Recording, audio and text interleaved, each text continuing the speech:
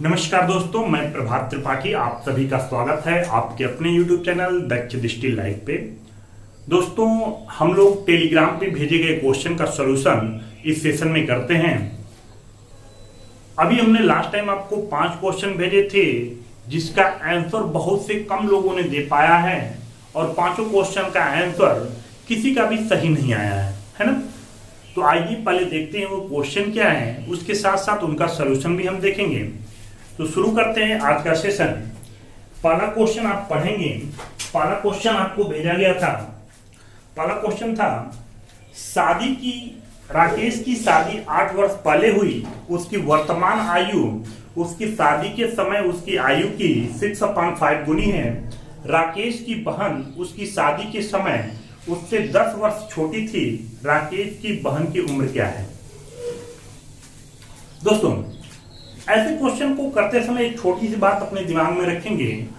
बात यह है कि अगर 2 भाइयों का है ना उम्रों का अंतर 2 वर्ष का है तो वो आजीवन बना रहता है। आप 5 साल पहले की देखें, 10 साल बाद कहें, 20 साल बाद कहें, 15 वर्ष पहले कहें, हमेशा उनकी उम्र का अंतर कितने वर्ष का होगा?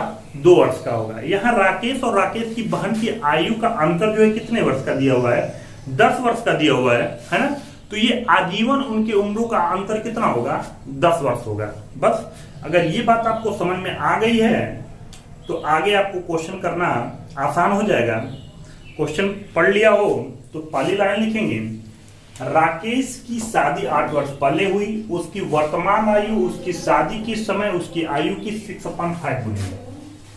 6/5 गुनी है। ध्यान देंगे बेटा, अगर आप इसे मान लो, 5 को मान लो कि ये शादी के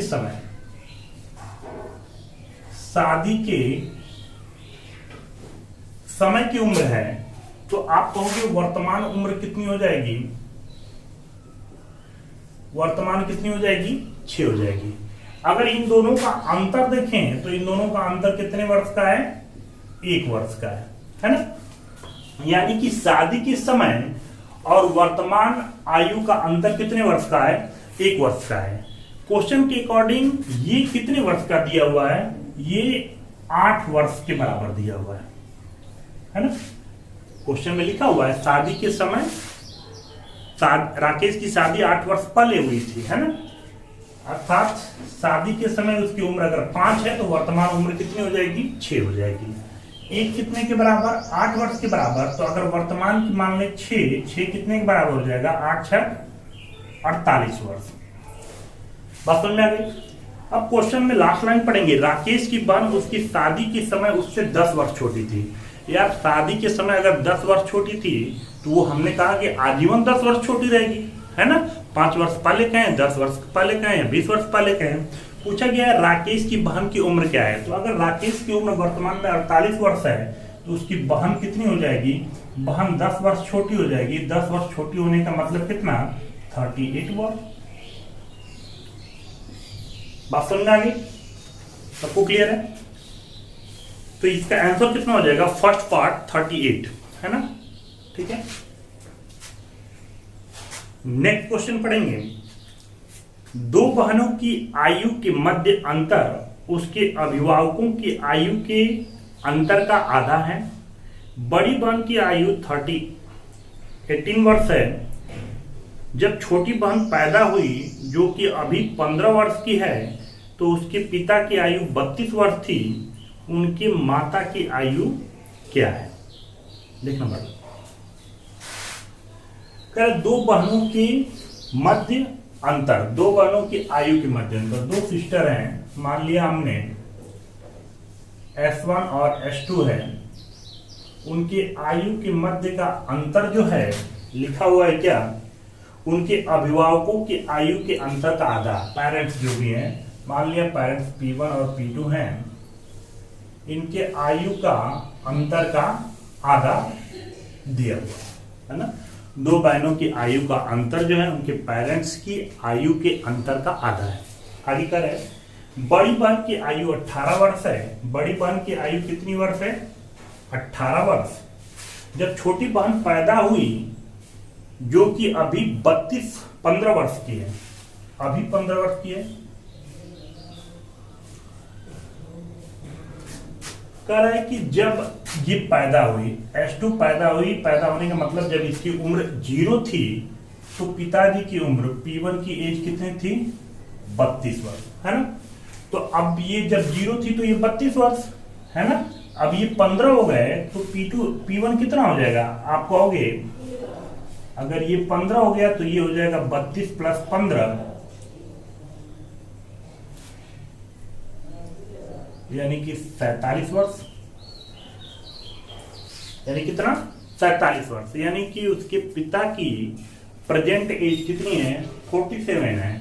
माता की आयु पूछा गया है, आप कहोगे 47 माइनस P2 का हाफ, आप इसे कर लो, ये 3 इंटू 2 बराबर 47 माइनस P2, या P2 की वैल्यू आप कहोगे 47 माइनस 6, यानी कि 41 वर्ष। बात समझ में आ गई? यानी इसका आंसर हो जाएगा बी पार्ट। बात समझ में आ गई? आगे बढ़ेंगे।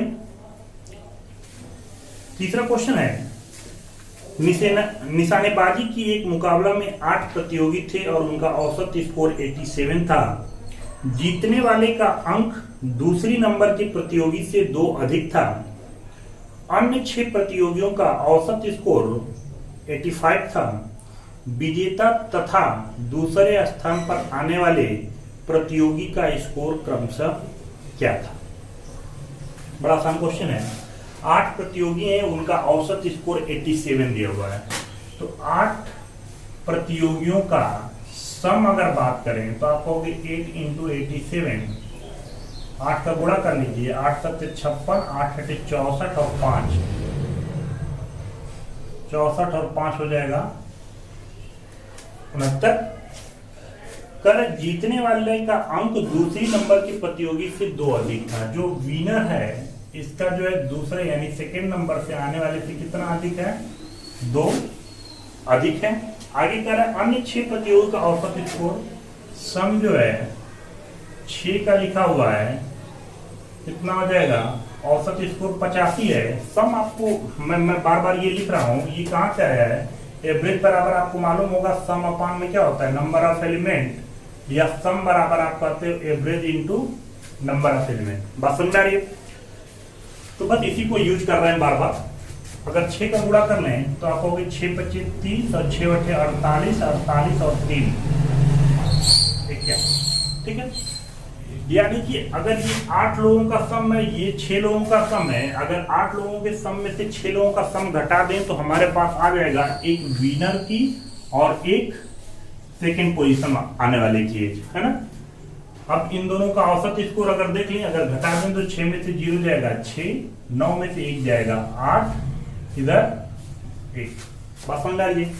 इस इक्वेशन को देखें तो W माइनस एस हो जाएगा, W माइनस एस 2 हो जाएगा। दोनों को अगर जोड़ दें तो 2W बराबर आप कहोगे 888, या W बराबर 94, यानी कि फर्स्ट पार्ट में 94 होना चाहिए, है ना। S की वैल्यू 2 कम हो जाएगी यानी 92। इसका आंसर क्या आ जाएगा?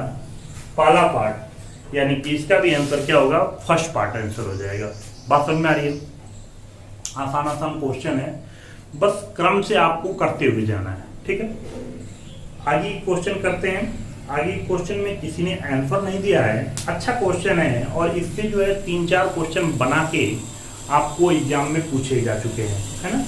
तो ये अभी तो हमने यहाँ पे एक क्वेश्चन दिया हुआ है, इससे जो है 3-4 क्वेश्चन क्रम से पूछे गए थे, है ना, इन्हीं क्वेश्चन से बनाते हैं, है ना।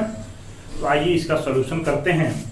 वर्ष के पहले 6 महीने का औसत तापमान की एक सारणी बनाई गई। जनवरी का तापमान अप्रैल के तापमान का 8/9, फरवरी का तापमान जनवरी का 11/10, मार्च का तापमान वही है जो फरवरी का है।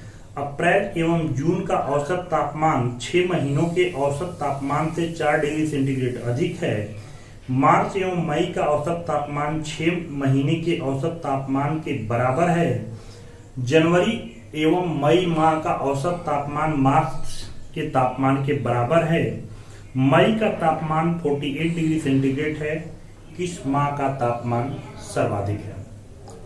देखो बालक, क्वेश्चन थोड़ा सा लंबा जरूर है, लेकिन आप जो जो चीजें दी हुई हैं उन्हें क्रम से लिखते जाइए। बहुत ज्यादा अगर आपको नहीं समझ में आता है तो जो डेटा दिए गए हैं पहले उनको हूबहू उसको लिखने की कोशिश करिए।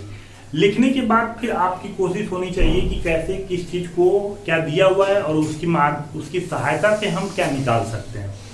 देखिए इस क्वेश्चन को करेंगे। कह रहा है कि वर्ष के पहले 6 महीनों का औसत तापमान की एक सारणी बनाएगी। जनवरी का तापमान अप्रैल के तापमान का 8/9 है। कह रहा है जनवरी का तापमान अप्रैल के तापमान का 8/9 है। ठीक है, यहां से हमें ये मिल जाएगा कि जनवरी अपान अप्रैल 8/9। आप मान सकते हो लेट आपका जनवरी जो है 8x और अप्रैल जो है कितना है 9x। इतनी बात समझ में आ रही है सबको? आगे पढ़ लीजिए।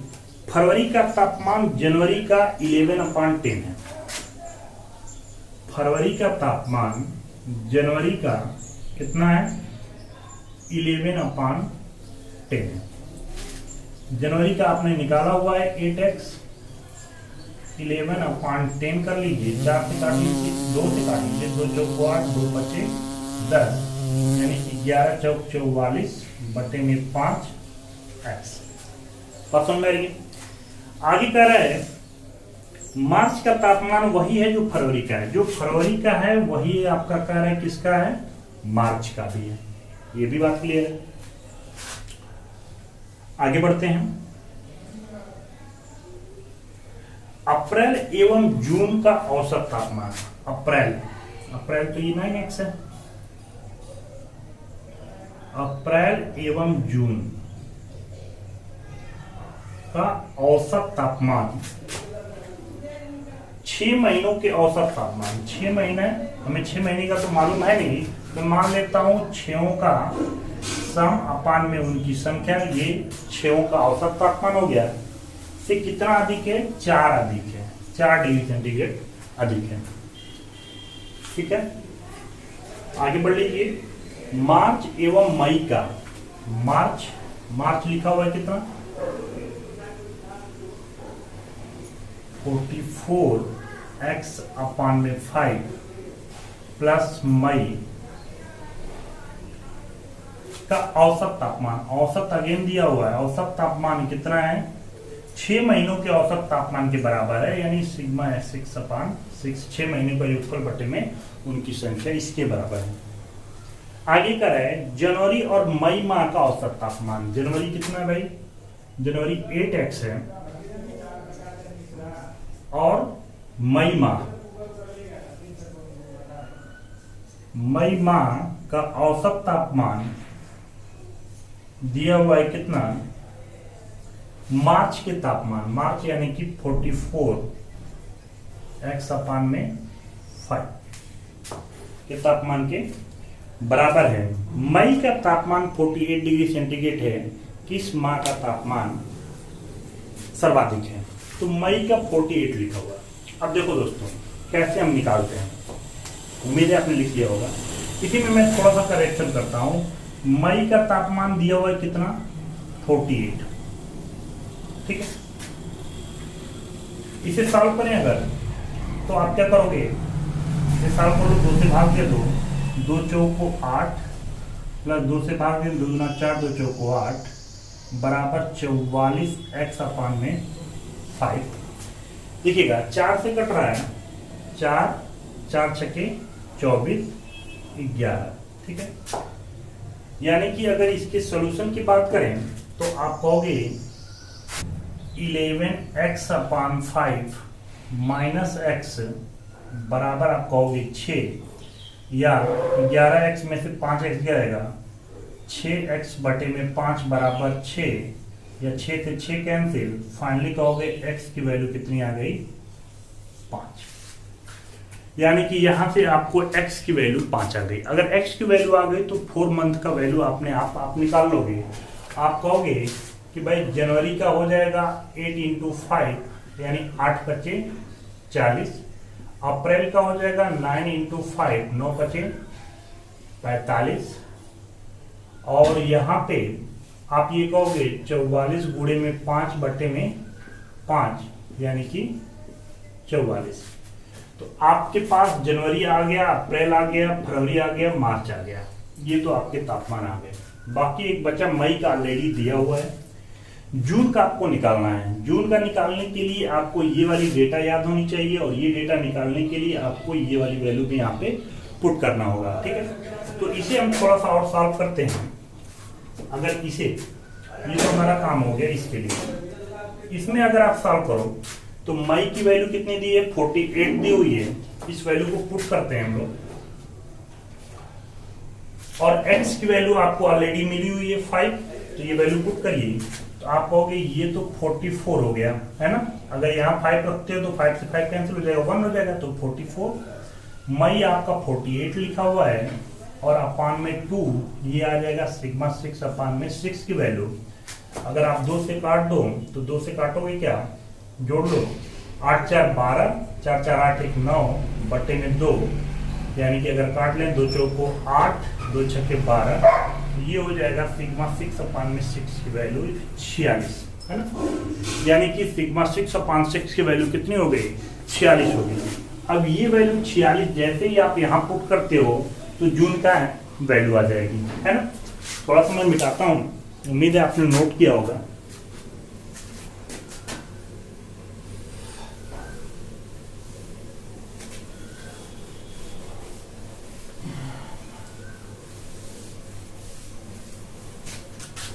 देखा, आपने इसकी वैल्यू 46 निकाल ली, तो ये 46 है और प्लस 4 है, या 9 इंटू 5, 9 इंटू 5 45 हो जाएगा, प्लस जून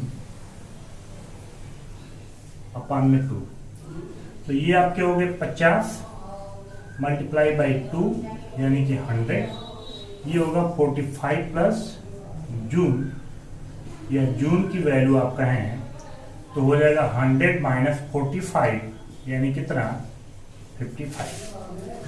क्वेश्चन पूछा गया था कि किस मंथ का तापमान सर्वाधिक है, तो आंसर क्या हो जाएगा, जून, क्योंकि आपको दिख रहा है जनवरी का तापमान आपने 40 निकाला है, फरवरी का तापमान आपने 44, मार्च भी आपका 44, अप्रैल आपका 45, मई गिवन था 48, और जून आपने निकाल लिया कितना, 55।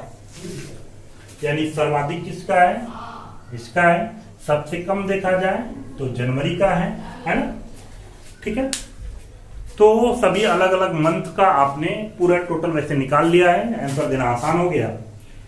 नेक्स्ट आगे क्वेश्चन पे बढ़ते हैं। उम्मीद है ये समझ में आया होगा, अगर नहीं समझ में आया तो एक बार फिर वीडियो को शुरू से देख लीजिएगा, ठीक है। चलिए आगे बढ़ते हैं। एक संयुक्त परिवार में 5 भाई हैं। 4 बड़े भाइयों का प्रतिमाह औसत वेतन 740 रुपए है। अब 5वां सबसे छोटा भाई कमाने लगता है, तब पांचों का औसत वेतन 34 रुपए घट जाता है। यदि अब सबसे बड़ा भाई अवकाश ग्रहण करने के बाद दूसरा कार्य करने लगता है जिसमें उसका माहवारी वेतन सबसे छोटे भाई के वेतन से केवल 80 रुपए अधिक है, तब औसत प्रतिमाह घटकर 636 हो जाता है। सबसे बड़े भाई का पहला वेतन और सबसे छोटे भाई का वेतन क्रमशः क्या है, ठीक है। तो दोस्तों अब सॉल्यूशन करते हैं। एक संयुक्त परिवार में 5 भाई हैं। 4 बड़े भाइयों का प्रतिमाह औसत वेतन 740 है। 4 बड़े भाइयों का औसत वेतन दिया है, तो चारों का योगफल हम लोग निकाल सकते हैं सम ऑफ 4 करके। आप कहोगे 4 इंटू 740, 4 से गुणा कर लें, 0 4 चौको 16, 4 7 28, 29 रुपए। चारों बड़े भाइयों का कुल वेतन कितना है, 2960 रुपए। आगे कह रहा है 5वां सबसे छोटा भाई कमाने लगता है, तब पांचों का औसत वेतन 34 रुपए घट जाता है। 34 औसत वेतन 34 रुपए घट जाता है। 34 घटने का मतलब हो जाएगा 706। पांचों कमाने लगे, यानी कि पांचों का यदि योगफल निकालें तो आप कहोगे 5 इंटू इतना, यानी 5 का गुणा करें, 5 छके 30, 5 सते 35। ठीक है, 4 बड़े भाइयों का उम्र औसत वेतन दिया हुआ है, 5 बड़े भाइयों का, पांचों का औसत वेतन दिया था, हमने कुल वेतन निकाल लिया। अब जाहिर सी बात है इन पांचों में से इस 4 का घटाओगे तो सबसे छोटे वाले की इनकम आ जाएगी। इनकम होगी कितना, 0 से 0 हो जाएगा 0, 13 में से 6 जाएगा, 13 में से 6 जाएगा 7 हो जाएगा, 14 में से 9 जाएगा 5 हो जाएगा, 570। ठीक है, आगे पढ़ लीजिए। आगे कह रहा है कि 534 होता। अब सबसे बड़ा भाई अवकाश ग्रहण करने के बाद दूसरा कार्य करने लगता है, मतलब सबसे बड़ा वाला जो था वो अवकाश ग्रहण करता है, यानी छुट्टी लेता है या दूसरा जॉब चेंज करता है, दूसरा कार्य करने लगता है जिसमें उसका माहवारी वेतन सबसे छोटे भाई के वेतन से 80 अधिक हो जाता है। यानी कि अब नया जॉब ज्वाइन किया है बड़े वाले ने, और तब उसकी सैलरी जो है छोटे वाले से 80 अधिक हो जाती है। 80 अधिक होने का मतलब कितना हो जाएगा, 650 हो गया। अब आगे जो है कर रहा है, इसका 650 हो जाता है, तब औसत प्रतिमाह घटकर 636 रुपए हो जाता है। अब कह रहा है कि ये नया जॉब ज्वाइन कर लिया, अब जो है पांचों का औसत जो है कितना हो जाता है, 636 हो जा रहा है। अगर 5 का गुणा कर लें तो 5 छके 30, 5 3 15, 3 18 और 5 छके 30 और 1 31।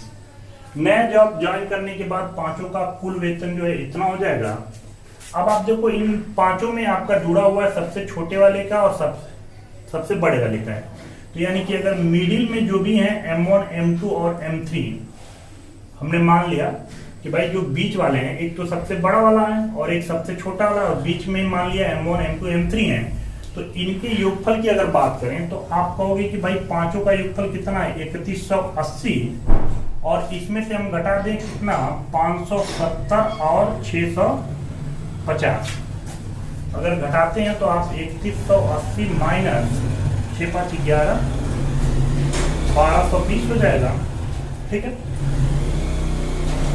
इसे आप घटा लो तो कितना हो जाएगा भाई,